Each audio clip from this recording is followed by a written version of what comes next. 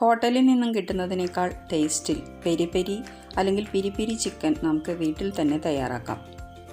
ചിക്കൻ്റെ ഏത് പാർട്സ് ഉപയോഗിച്ചും പെരി പെരി ഉണ്ടാക്കാമെങ്കിലും ലെഗ് പീസാണ് പെരി പെരിക്ക് ഏറ്റവും നല്ലത്. പെരി പെരി ചിക്കൻ്റെ ഏറ്റവും പ്രധാന ഘടകം അതിൻ്റെ സോസാണ്. അതെങ്ങനെയാണ് തയ്യാറാക്കുന്നതെന്ന് നോക്കാം. നന്നായി പഴുത്ത ചുവന്ന മുളക് വീട്ടിലുണ്ടെങ്കിൽ അതെടുക്കാം. ഇല്ലെങ്കിൽ അങ്ങാടി മുളക് ഒരു 10-12 എണ്ണം എടുത്ത് ഒരു 5 മിനിറ്റ് ഒന്ന് തിളപ്പിച്ച് വെള്ളം ഊറ്റിക്കളഞ്ഞതിന് ഞെട്ട് മാറ്റിയതിന് ശേഷം എടുക്കാം. കൂടാതെ ഒരു 10-12 വെളുത്തുള്ളിയുടെ അല്ലി, 1 ടീസ്പൂൺ കുരുമുളക്, ഒരു ക്യാപ്സിക്കത്തിൻ്റെ പകുതി അതിനുള്ളിലുള്ള അരി മാറ്റിയതിന് ശേഷം എടുത്തത്, പിന്നീട് 2 ബേ ലീവ്സ്. പെരി പെരി ചിക്കൻ്റെ പ്രധാന പ്രത്യേകത അതിൻ്റെ എരിവുള്ള ഈ സോസ് തന്നെയാണ്. ആഫ്രിക്കൻ റെഡ് ചില്ലീസ് എന്ന പേരിൽ സൂപ്പർ മാർക്കറ്റുകളിൽ കിട്ടുന്ന ചില്ലിയാണ് ഇതിന് സാധാരണ ഉപയോഗിക്കുക. അതില്ലാത്തവർ അങ്ങാടി മുളക് ഒന്ന് കുതിർത്തി എടുത്താലും മതി. അങ്ങനെയാണ് ഞാനിവിടെ ചെയ്തിരിക്കുന്നത്. ചുവന്ന ക്യാപ്സിക്കം ഉണക്കി പൊടിച്ച പാപ്രിക്ക അതിലൊരു പ്രധാന ഇൻഗ്രീഡിയൻ്റ് ആണ്. അതില്ലാത്തത് കൊണ്ടാണ് ഞാൻ ചുവന്ന ക്യാപ്സിക്കം തരി മാറ്റി അരയ്ക്കാൻ എടുത്തിട്ടുള്ളത്. ഇത്രയും ഇൻഗ്രീഡിയൻറ്റും ഇതിനോടൊപ്പം ആവശ്യത്തിനുള്ള നമ്മുടെ ചിക്കനിലേക്ക് ആവശ്യത്തിനുള്ള ഉപ്പും കൂടി ചേർത്ത് വേണം അരച്ചെടുക്കാൻ. ഇതെല്ലാം മിക്സിയുടെ ഒരു ജാറിലേക്ക് ഇട്ട് ഇതിൻ്റെ കൂടെ 2 ടേബിൾ സ്പൂൺ ഒലിവ് ഓയിലോ അല്ലെങ്കിൽ സൺഫ്ലവർ ഓയിലോ ചേർത്ത് 1 സ്പൂൺ ചെറുനാരങ്ങ നീര് കുരുമാറ്റിയതിന് ശേഷം അതും കൂടെ ചേർത്ത് നല്ല പേസ്റ്റാക്കി അരച്ചെടുക്കണം. ഞാനിതിൽ ചേർത്തിട്ടുള്ള കുരുമുളകും മുളകും ഉപയോഗിച്ച് തന്നെ ഇത് അത്യാവശ്യം എരിവുണ്ടാകും. ഇതിൽ കൂടുതൽ എരിവ് വേണമെങ്കിൽ കുരുമുളകിൻ്റെയും മുളകിൻ്റെയും എണ്ണം കൂട്ടാവുന്നതാണ്. വെള്ളം ഒട്ടും ചേർക്കാതെ നന്നായി പേസ്റ്റാക്കി അരച്ചെടുത്തതാണിത്. ചിക്കൻ്റെ പീസസ് കത്തി ഉപയോഗിച്ച് നന്നായി വരഞ്ഞ് കഴുകി വെള്ളം വാർത്തെടുക്കണം. ഒട്ടും വെള്ളമില്ലാതെ വേണം എടുക്കാൻ. ചിക്കൻ പീസസിൽ മുഴുവൻ ഈ പെരി പെരി സോസ് നന്നായി തേച്ച് പിടിപ്പിക്കണം. വരഞ്ഞ ഭാഗങ്ങളിലൊക്കെ നന്നായി ഉള്ളിലേക്ക് എത്തുന്ന രീതിയിൽ സോസ് തേച്ച് പിടിപ്പിക്കുക. അതുപോലെ ഒന്ന് പെരി പെരി ചിക്കൻ വീട്ടിലൊന്ന് ട്രൈ ചെയ്ത് നോക്കൂ. ഓവനോ ഗ്രില്ലോ ഒന്നും ഇല്ലാതെ തന്നെ നമ്മുടെ പാനിൽ വെച്ച് തന്നെയാണ് ഞാനിത് ഉണ്ടാക്കുന്നത്.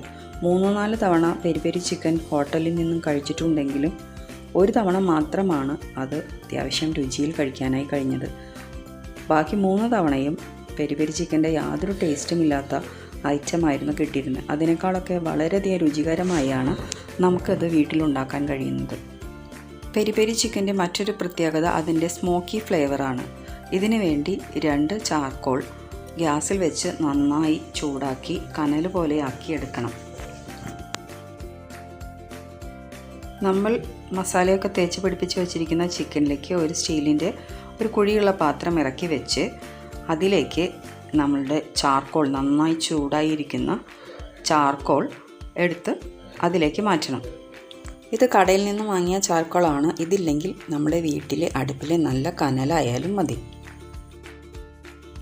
2 ചാർക്കോളും ഇതിലേക്ക് മാറ്റിയതിന് ശേഷം ഒരു 1.5 സ്പൂൺ ഒലിവ് ഓയിലോ അല്ലെങ്കിൽ സൺഫ്ലവർ ഓയിലോ ഇതിലേക്ക് ഒഴിച്ചു കൊടുത്താൽ ഇത് നന്നായി പുകയാൻ തുടങ്ങും. അപ്പോൾ ഉടനെ തന്നെ ഇതിൻ്റെ മൂടി ഉപയോഗിച്ച് ഈ പാത്രം ടൈറ്റായി മൂടി വയ്ക്കണം. ഒട്ടും പുക പുറത്തു പോകാതെ വേണം മൂടി വയ്ക്കാൻ. അരമണിക്കൂർ കഴിഞ്ഞ് ഇതിൻ്റെ മൂടി തുറക്കുമ്പോൾ തന്നെ നല്ല സ്മോക്കി ഫ്ലേവറാണ്.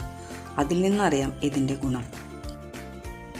സെക്കൻഡുകൾക്കുള്ളിൽ തന്നെ നമ്മുടെ ഈ പാത്രം നിറയെ ഇതിൻ്റെ പുക വന്ന് നിറയാൻ തുടങ്ങും. ഒരു അരമണിക്കൂറെങ്കിലും നമ്മളിതിങ്ങനെ ടൈറ്റായി മൂടി വയ്ക്കണം. എന്നാൽ മാത്രമേ നമ്മളുടെ ചിക്കൻ പീസുകൾക്ക് ആ സ്മോക്കി ഫ്ലേവർ കിട്ടുകയുള്ളൂ. അരമണിക്കൂർ കഴിഞ്ഞ് ഞാനിതിൻ്റെ മൂടി തുറന്നു നോക്കുമ്പോഴും ഒരല്പം പുകയോടുകൂടിയാണ് ഈ ചാർക്കോൾ ഇരുന്നിരുന്നത്. അപ്പോഴും അതിൽ നിന്ന് പുക വന്നിരുന്നു. നമുക്ക് ഇത്രയും വെച്ചാൽ മതി. ഇനി നമുക്കിത് ഫ്രിഡ്ജിൽ വെച്ച് പിന്നീട് ഫ്രൈ ചെയ്തെടുക്കണമെങ്കിൽ അങ്ങനെ ചെയ്യാം.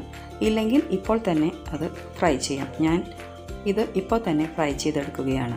അതിനുവേണ്ടി ഒരു നോൺ സ്റ്റിക്ക് പാൻ ഗ്യാസിൽ വെച്ച് നന്നായി ചൂടായതിന് ശേഷം സിമ്മിലേക്ക് മാറ്റി ഈ പീസുകൾ ഒട്ടും എണ്ണയൊന്നും ഒഴിക്കാതെ ഫ്രൈ പാനിലേക്ക് വയ്ക്കുക. ഇത് ഫ്രൈ ആവാനുള്ള എണ്ണ നമ്മൾ ഇതിൻ്റെ സോസ് അരയ്ക്കുമ്പോൾ തന്നെ ചേർത്തിട്ടുണ്ട്. 4 പീസും വെച്ചതിന് ശേഷം ഒരല്പം സോസ് ഇതിൻ്റെ പുറം ഭാഗത്ത് ഒന്നും കൂടെ തേച്ച് കൊടുക്കാം. എന്നിട്ട് മൂടി വെച്ച് ഒരു 20 മിനിറ്റോളം ഏറ്റവും കുറഞ്ഞ തീയിൽ ഇത് വേവിച്ചെടുക്കാം. ഇതൊരു ആഫ്രിക്കൻ ഡിഷാണ് എങ്കിലും പോർച്ചുഗീസിൽ നിന്നും ആഫ്രിക്കയിൽ എത്തിപ്പെട്ട ഒരു മുളകിൻ്റെ പേരിലും കൂടിയാണ് ഇത് അറിയപ്പെടുന്നത്. ആ മുളകിൻ്റെ സോസാണ് ഇതിന് ഇത്രയും ടേസ്റ്റ് കൊടുക്കുന്നത്.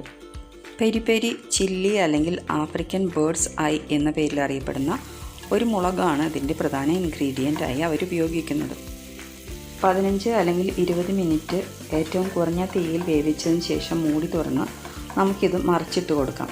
ഇതിലൊരല്പം വെള്ളമുണ്ടാവും. ഇത് 2-3 തവണ ഇതുപോലെ മറിച്ചിട്ട് ഫ്രൈ ചെയ്ത് കഴിയുമ്പോഴേക്കും വെള്ളമെല്ലാം വറ്റി നല്ല ഡ്രൈ ആയിട്ടുണ്ടാവും. ഇത് 4 പീസും മറിച്ചിട്ടതിന് ശേഷം നമ്മുടെ സോസ് ഇതിൻ്റെ ഈ സൈഡിലും കൂടി ഒന്ന് പരട്ടി കൊടുത്ത് മൂടി വെച്ച് മറ്റേ സൈഡ് വേകുന്നതിന് വേണ്ടി ഒരു 15 അല്ലെങ്കിൽ 20 മിനിറ്റ് കൂടെ മൂടി വയ്ക്കാം. ഇതിൽ ബാക്കിയുള്ള സോസ് ഇതിൻ്റെ പുറമേ ഇങ്ങനെ പുരട്ടി കൊടുക്കുന്നത് കുറച്ചും കൂടെ നമുക്ക് അതിലേക്ക് മസാലയൊക്കെ നന്നായി ഇറങ്ങുന്നതിനും അത് നന്നായി ടേസ്റ്റി ആവുന്നതിനും സഹായിക്കും. അതുകൊണ്ട് ബാക്കിയുള്ള മസാല കഴുകി കളയാതെ ഇതിൻ്റെ ഫ്രൈ ചെയ്ത് കഴിയുന്നത് വരെ നമുക്ക് വയ്ക്കാം. ബാക്കിയുള്ള എല്ലാ സോസും ഇതുപോലെ നമുക്ക് ഓരോ തവണ മറിച്ചിടുമ്പോഴും പുരട്ടി കൊടുക്കാം. പെരി പെരി ചിക്കൻ്റെ കൂടെ സൈഡ് ഡിഷായി ബട്ടറിൽ ഫ്രൈ ചെയ്തെടുത്ത പൊട്ടാറ്റോസ് വളരെ നല്ലതാണ്. നമുക്കിത് ചോറിനൊപ്പമോ കുബൂസിനൊപ്പമോ ഒക്കെ ഉപയോഗിക്കാം. വളരെ ടേസ്റ്റിയാണിത്. സോസ് നന്നായി പുരട്ടിയതിന് ശേഷം മൂടി വെച്ച് വീണ്ടും ഒരു 15 മിനിറ്റും കൂടെ വേവിച്ചെടുക്കാം. അങ്ങനെ 15 മിനിറ്റ് കഴിഞ്ഞ് മൂടി തുറന്നപ്പോഴാണിത് ഇതിലെ വെള്ളമെല്ലാം വറ്റി നന്നായി ഡ്രൈ ആയി വരുന്നുണ്ട്. ഇനി ഈ മസാല ബാക്കിയുള്ള സൈഡിലുള്ള മസാലയും നമ്മുടെ സോസും ഇതിലേക്ക് ഒന്നും കൂടെ തേച്ച് പിടിപ്പിക്കാം. എന്നിട്ട് വീണ്ടും മറ്റേ സൈഡ് ഒന്നും കൂടി മറിച്ചിടാം. ഇങ്ങനെ 2-3 തവണ മറിച്ചിട്ട് കഴിയുമ്പോഴേക്കും ഇത് കറക്റ്റ് പാകമായി ഇതുപോലെ ഫ്രൈ ആയി വന്നിട്ടുണ്ടാകും. 2 സൈഡും ഓരോ തവണ മാത്രം 15 മിനിറ്റ് മൂടി വെച്ച് വേവിക്കേണ്ടതുള്ളൂ. പിന്നീടെല്ലാം 1-2 മിനിറ്റ് കൂടുമ്പോൾ മറിച്ചിട്ട് നന്നായി ഫ്രൈ ആക്കി എടുക്കണം. പെരി പെരി വീട്ടിലുണ്ടാക്കുമ്പോൾ തന്നെ അതിൻ്റെ സ്മെൽ നമ്മുടെ വീട് മുഴുവൻ നിറഞ്ഞിരിക്കും. ആ സ്മെല്ല് നമുക്ക് അധികം നേരം സഹിച്ചിരിക്കാൻ പറ്റില്ല. അത്രയും കൊതി പിടിപ്പിക്കുന്ന ഒരു സ്മെല്ലാണ് പെരി പെരി ചിക്കൻ്റേത്.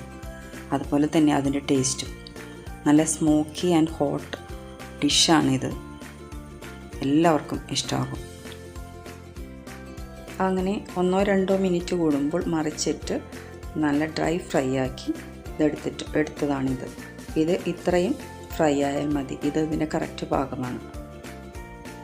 ഓരോ പീസിൻ്റെയും ഏറ്റവും ഉള്ളിലേക്ക് പോലും പെരി പെരി സോസ് എത്തിയിട്ടുള്ളത് കൊണ്ട് തന്നെ ഏറ്റവും അവസാന ഭാഗം വരെ ഇത് വളരെ ടേസ്റ്റിയാണ്. നമ്മുടെ കുട്ടികൾക്ക് സ്വാദുള്ളതും ആരോഗ്യമുള്ളതുമായ ഭക്ഷണം വീട്ടിൽ തന്നെ ഉണ്ടാക്കുന്നതല്ലേ നല്ലത്.